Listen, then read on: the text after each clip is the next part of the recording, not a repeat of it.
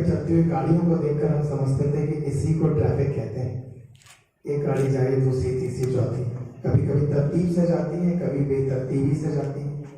आंखें बंद करके हम जब विदेशों के बारे में सोचते थे, जब तक हम कभी किसी फॉरेन कंट्री में गए नहीं थे, तो सबसे पहले हमारे दिमागों में तरतीब से सड़क पर चलती हुई एक लाइन से चलती हुई गाड़ियां कल्पना में आती थी कि संभवतः वो व्यवस्था हमारी व्यवस्था से कहीं ज्यादा बेहतर होगी, या सभी लोग नियमों का पालन करते होंगे, गाड़ियां व्यवस्थित तरीके से अपनी लेन में चलती होंगी, कोई गाड़ी किसी दूसरी गाड़ी के आगे आती नहीं होगी, जो एक दिशा में जा रहे हैं और जो दूसरी दिशा से आ रहे हैं उन दिशाओं के बीच में एक डिवाइडर लगातार बना हुआ होगा। तो यही हम सोचा करते थे।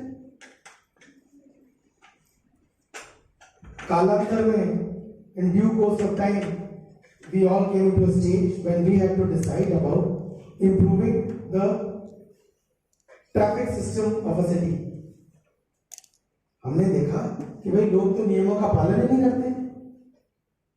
हमने देखा कि एक बड़ी सी दुकान जिसमें 25 फीट लंबी दुकान है, शॉप है, शोरूम है, सुबह सुबह owner of the shop comes to the shop, shutter उठाता है, अंदर के ट्रंक, अलमारियां, फर्नीचर ला के सड़क पर पहले आगे भी 10 फीट तक लगा देता है। आमने सामने दोनों दुकानों ने अतिक्रमण कर लिया सड़क का, उसका थोड़ी सी सड़क बचती है, उसमें से जैसे तैसे दाएं बाएं हम लोग अपनी गाड़ी को निकालने का प्रयास करते हैं। बेतरतीबी पैदा हो गई है। पान की दुकान पर कोई जना गाड़ी में जाता है, अपने मोटरसाइकिल पे या स्कूटर पर जाता है, गाड़ी के सामने गाड़ी को रोकता है। कई बार पिछले 22 साल की नौकरी में मैंने देखा, कई जगह पर अपनी गाड़ी से जाते हुए एक कार खड़ी थी, कार में ड्राइविंग सीट पर बैठा व्यक्ति गायब था, बगल में उनकी पत्नी या बच्चे पीछे बैठे हुए थे। पूछा भाई ये गाड़ी सड़क पे कैसे खड़ी है? तो बस 1 मिनट, वो वहां से पान लेकर आ रहे हैं, कोई भी दूसरी दुकान होता है, 2 मिनट दवा लेने गए। सोचिए 130 करोड़ के देश में अगर हर व्यक्ति अपने अपने हिस्से का 1 मिनट लेगा तो सड़कें तो परमानेंटली जाम रहेंगी। हमें उस 1 मिनट की गुंजाइश पाने का अधिकार अब बचा नहीं। नियम का पालन पार्शियली नहीं होता है, 100% करना जरूरी है।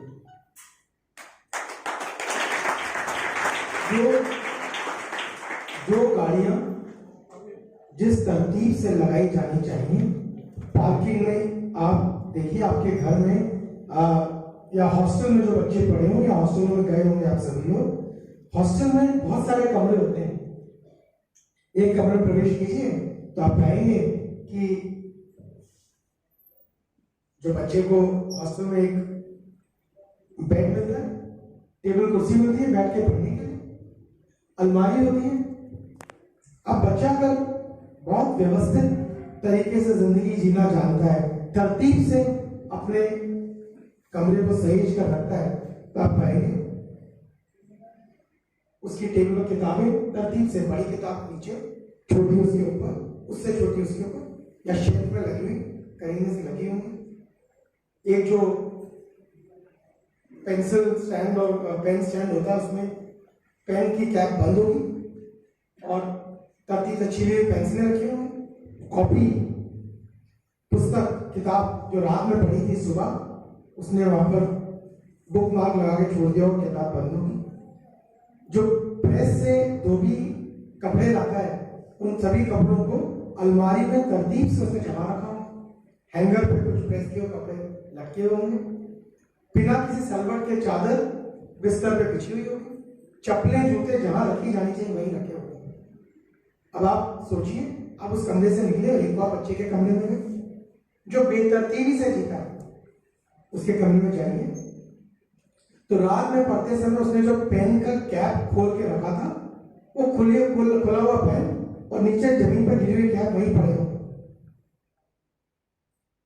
जो प्रेस के कपड़े आए थे और जो गंदे कपड़े धोने में जाने थे, आधे बिस्तर के नीचे पड़े होंगे, आधे कुर्सी में पड़े होंगे, यानी बैठने के लिए कुर्सी नहीं होगी। अलमारी खोलिएगा तो समेटा हुआ एक भी कपड़ा नहीं दिखेगा, कुछ गंदे कुछ धुले हुए सब एक साथ मिक्स होंगे। जूते के जो मोजे हैं वो जो रात में उतारे थे और धुलने वाली बाल्टी में चले जाने थे, वो वहीं पर they would be lying there in the cupboard smelling। उसके बाद उसकी किताबें, कोई किताब का पन्ना खुला हुआ है, कोई बंद है, किसी का पेज मुड़ा हुआ है, छोटी किताब नीचे बड़ी ऊपर इस तरह से खड़ी होगी कि अगर थोड़ा सा आप उसे उंगली लगाओगे तो गिर जाएंगे। कुछ पन्ने फटे हुए, कुछ कचरा गार्बेज बिन में, डस्टबिन में, कूड़ेदान में, और कुछ बाहर गिरा पड़ा होगा। उसके बिस्तर को इतनी जगह होगी तकिया लगा के वो कैसे कैसे सो सके, या थोड़ा नीचे जा रहा होगा चादर की सलवट भरी हर परमानेंटली रहती होंगी। तो मैं आपको बताना चाह रहा हूं ये तरतीब और बेतरतीबी का फर्क है। इस तरतीब को हम पैदा करना चाहते हैं ट्रैफिक में, हमारी रोजमर्रा की जिंदगी में। ये सिर्फ ट्रैफिक तक सीमित नहीं है। It is not limited to traffic alone, it goes beyond traffic. It enters into the everyday life of each one of us. कुछ बच्चे जो गणित के सवाल करते हैं, मैथ्स के न्यूमेरिकल्स करते हैं, फिजिक्स के न्यूमेरिकल्स करते हैं, इतनी सी बड़ा सा क्लासमेट का रजिस्टर लाते हैं, उसमें वो अपनी किताब के पहले चैप्टर शुरू करते हैं, पहला दूसरा तीसरा लाइन से लिखते सवाल खत्म करके अगले सवाल पे जाते हैं, फिर तीसरे पे जाते हैं, एक पेज में 3 सवाल कर लेते हैं। एक दूसरा बच्चा होगा जो रफ वर्क करता है, टेढ़ा मेढ़ा कर, उसका कुल मकसद उत्तर प्राप्त करना होता है, आंसर क्या है। तो आप देखिएगा दोबारा 3 दिन बाद उसके पेज में पहला सवाल पूछेंगे, मिलेगा नहीं, आधे घंटे में ढूंढते रहेंगे वो कहां था, उसने कभी क्रम संख्या डाली नहीं, उसने ऑर्गेनाइज तरीके से लिखा नहीं। उसकी जिंदगी में, भविष्य में, उसके करियर में इसकी आउटकम आपको नजर आएगी। वैसे ही जैसे कि ट्रैफिक में गाड़ी चलाते हुए अगर हम तरतीब ना रखें, व्यवस्थित तरीके से ना रखें, तो हम सबकी जिंदगियां प्रभावित हो जाती हैं। तो मसला यह है कि मैं जानता हूं यार कई सारे देशों में mother sitting here, father sitting here, brother sitting here, sister sitting here, and each one of them, every mother when her child takes a motorcycle and goes outside would always be worried about him and would be instructing him, helmet लगा के जाना, गिरना वरना, और जब तक वो till the time he doesn't come back home they would be worried कहीं कहीं गिर ना जाए, फिसल ना जाए, बहुत तेज मोटरसाइकिल चलाता है। Same thing happens with fathers, same thing happens with sisters and probably with brothers जो अपनी बहन का, छोटे भाई का की चिंता करते हैं। पर ये फादर स्वयं जब जाते हैं तो उन्हें स्वयं पे बहुत ज्यादा भरोसा होता है। पत्नी घर में चिंतित है, उन्हें भरोसा था हमें कुछ नहीं होगा। पर देखिए आप बेशक बहुत अच्छे ड्राइवर हो, बहुत अच्छा मोटरसाइकिल कार चलाते हैं, पर सामने वाला भी उतना ही अच्छा ड्राइवर है, उतना ही अच्छा मोटरसाइकिल या कार चलाता है, इसकी गारंटी नहीं है। यानी कि जब आप सड़क पर चलते हो तो आपको अपने हिस्से का प्रिकॉशन लेना तो शायद जानते होंगे, पर सामने वाले का हिस्से का प्रिकॉशन आप कैसे लोगे? यदि वो वहां से आकर आपकी गाड़ी से अपनी गाड़ी टकरा देगा, उसके हिस्से का प्रिकॉशन भी आपको लेना है।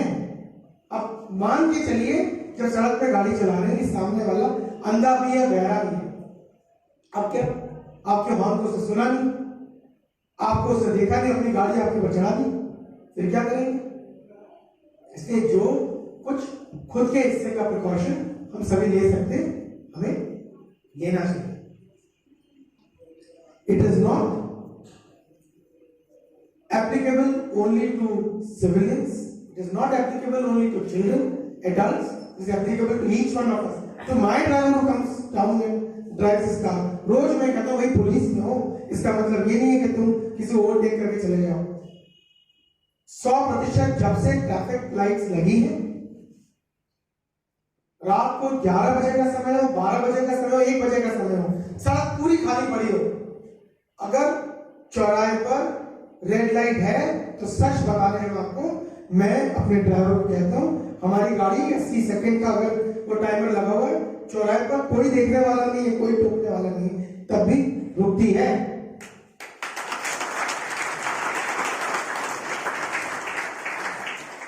आपको कोई भी बात हम कहें, मैं कहूं या हमारे कोई भी अधिकारी कहें, सभी बड़े अनुभवी लोग हैं, तो आपको बताना चाहता हूं कि 100% जब इसका अनुपालन मैं कर रहा हूंगा, हम सभी कर रहे होंगे, तभी आपको कहने का हम साहस कर रहे हैं। हम में से किसी को भी ये हक नहीं है, ये राइट नहीं है कि हम दूसरे के जीवन को एडवर्सली प्रभावित करें, अपनी गलती से दूसरे के को दुख दें।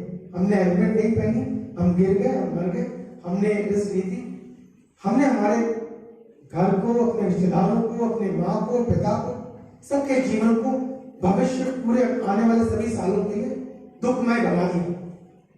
उनको दुख ना हो, उनके जीवन का सुख कायम बने रहे, इसलिए हम ये छोटी मोटी जो प्रिकॉशंस हमें बताए जाते हैं उन्हें लेने का प्रयास करते हैं, हमें लेना चाहिए।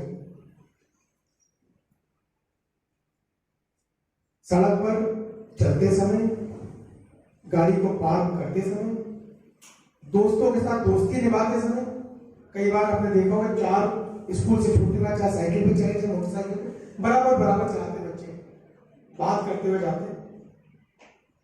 तो इसमें होता ये है कि आप एक्सीडेंट की संभावना बनी रहती है, पीछे से लोग, सड़क आगे जाम हो जाती है, हमारे जाम करने की वजह से दूसरे लोगों को काफी देरी हो जाती है अपने गंतव्य तक पहुंचने के लिए। हम तो इन सब चीजों का निराकरण करने के लिए आवश्यक है कि हम सब अपने अपने हिस्से की जिम्मेदारी 100% निभाएं। यही बात मेरे मन में है जो मैं आप सभी को कहना चाहता हूँ, बताना चाहता हूँ, और ये अपेक्षा करता हूँ कि हम और आप, हम वर्दी पहने हुए पुलिस के लोग हैं, आप भी बिना वर्दी के हैं मगर पुलिस के हैं। आप सभी जो काम हम कर रहे हैं, जिसके लिए हमें इस भूमिका का निर्वहन हम शायद इसलिए कर रहे हैं कि हम ऐसी सेवा में जहाँ सरकार द्वारा हमें दायित्व दिया गया है कि हम इस व्यवस्था को बनाने का प्रयास करें। पर साथ में यदि हम इस पुलिस में नहीं होते और सिर्फ अन्य किसी कार्य को कर रहे होते, तो भी हमारा जिम्मा था कि हम जितनी व्यवस्था अपने स्तर से बना सके उससे बनाने का प्रयास करें। इसलिए आपका भी जिम्मा है कि जितनी भी व्यवस्था आप अपने स्तर से बना सकते जरूर बनाइए।